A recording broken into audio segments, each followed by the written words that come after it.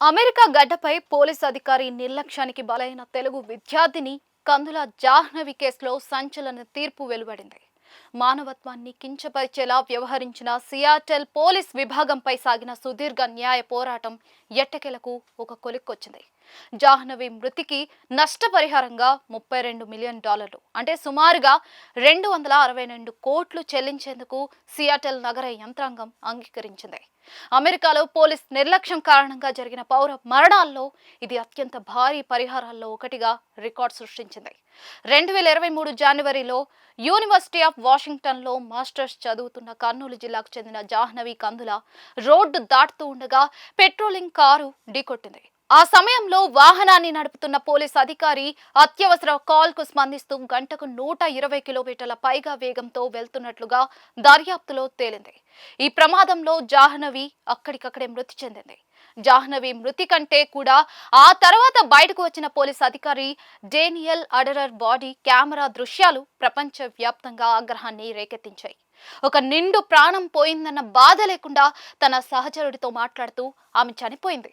ఆమె ఒక సాధారణ వ్యక్తి. ఆమె ప్రాణానికి పెద్ద విలువ లేదు. ఒక $11,000 చెక్కు రాసి పారేస్తే సరిపోతుంది. హాహాహా అంటూ వెక్కిలిగా నవ్వుతూ అడరర్ చేసిన వ్యాఖ్యలు సభ్య సమాజాన్ని విస్మయానికి గురిచేశాయి. భారత ప్రభుత్వం ఈ ఉదంతాన్ని తీవ్రంగా పరిగణించి అమెరికా విదేశాంగ శాఖతో చర్చలు జరిపింది. సోషల్ మీడియాలో జస్టిస్ ఫర్ జాహ్నవి హ్యాష్ట్యాగ్ అంతర్జాతీయ స్థాయిలో ట్రెండ్ అయింది. జాహ్నవి తల్లిదండ్రులు అమెరికన్ న్యాయ వ్యవస్థలో రాజీ లేని పోరాటం చేశారు. అధికారిపై క్రిమినల్ కేసులు నమోదు చేయడంలో కొన్ని సాంకేతిక ఇబ్బందులు ఎదురైనప్పటికీ కూడా సివిల్ లా సూట్ ద్వారా సియాటెల్ సిటీని బాధ్యులను చేయడంలో వారు విజయం సాధించారు. చివరకు 262 కోట్ల భారీ పరిహారాన్ని ప్రభుత్వం ప్రకటించింది. అమెరికాలో ఒక భారతీయ విద్యార్థి మృతికి లభించిన అత్యధిక పరిహారం ఇదే కావడం గమనార్హం. ఈ కేసు నేపథ్యంలో సియాటెల్ పోలీస్ విభాగం తమ అత్యవసర వాహన వేగ నియంత్రణ నిబంధనలను సవరించింది. వివాదాస్పద వ్యాఖ్యలు చేసిన డేనియల్ అడరర్ను ఇప్పటికే విధుల నుంచి తొలగించారు. మా బిడ్డ ప్రాణం కంటే మాకేది ముఖ్యం కాదు. ఈ డబ్బు ఆమెను తిరిగి తీసుకురాలేదు.